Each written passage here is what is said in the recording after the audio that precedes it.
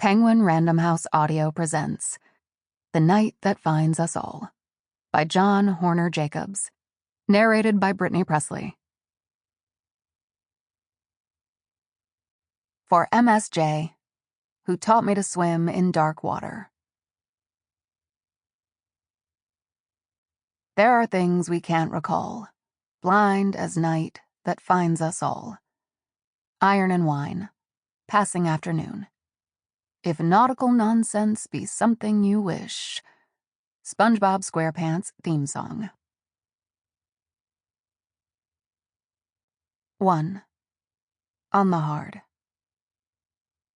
It begins and ends, as always, with the sea. Strange movements across its restless face, ever-changing. They get into you. The endless motions of the black waters. And they never leave you. Not really. A chorus and melody, rising and falling. A call and response. There is a gibbering in the corner of the life raft. But everyone is gone. I am essentially alone. But we're all alone at the end, aren't we? It's how we get there that matters. This is my testament, and I consign it to the lightless sea.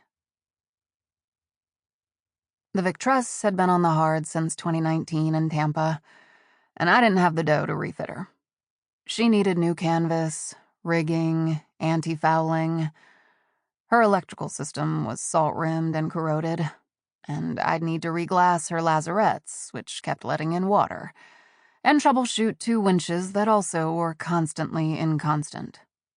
Her wee 15-horsepower Yanmar Heart, her original engine, had coughed, sputtered, and given out within sight of land.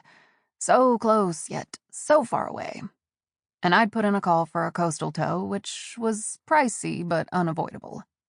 My chartered guests at the time, a muscle-bound father and his 2 muscle-choked sons, were beyond disappointed.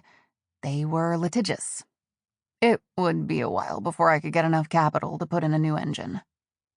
The Victress was no good anymore for the tourists and Bimini cruising. And maybe I wasn't either. The scubadivers and snorkelers and idle hand crews won ice machines and margaritas served by attractive crew decked out in white. Xboxes and Blu-rays and charging stations without the juddering rattle and belch of smoke from a generator on deck. The Victress had a VCR and an 8-track. Booze was served cabin temperature and self-poured. And the crew was, well, me. Single-handed and absolutely unprepared for COVID-19 to destroy what few charters I did get. In 2020, I took a job crewing for rich men during the cruising season. A pandemic will never stop the rich from doing what they will. And when the season was done, spent 2/3 of my cash on marina fees. In 21, I did the same, making the transatlantic passage from Majorca to the Azores to St. Martin, which is my favorite dump.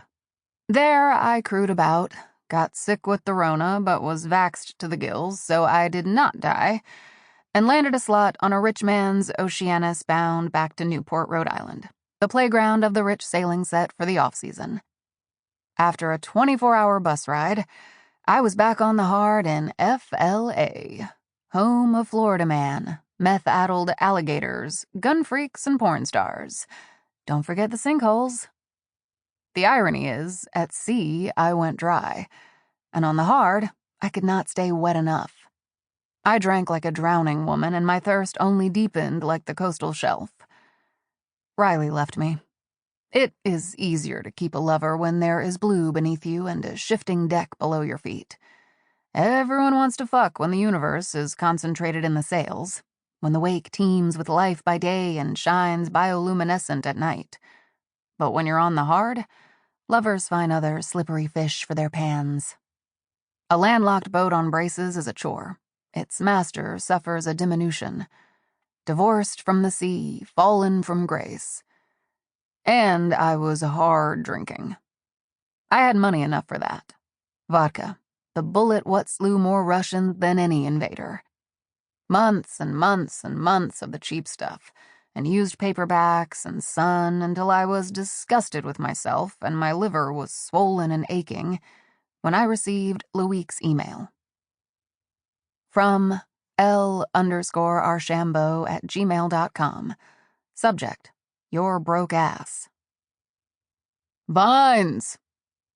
I have it on good authority the Victress is dry and you crewed last summer on an Atlantic passage for Stevens on the Evangeline.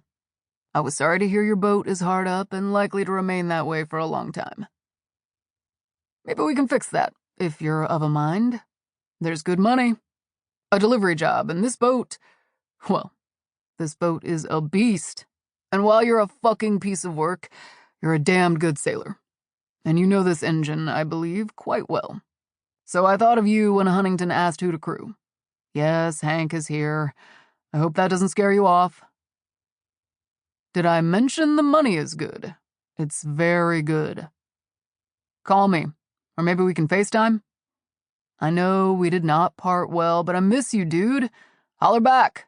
Your boy, Loick.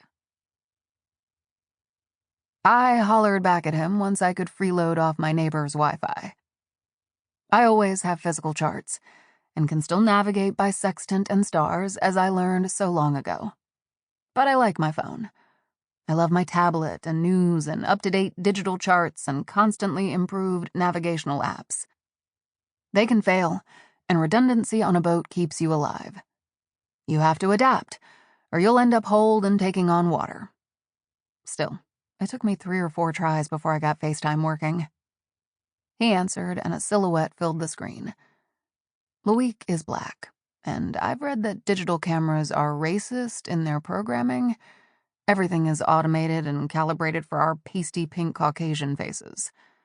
So when he appeared on my phone, it was just an amorphous and shifting mass, bracketed from behind by a light-bloomed window.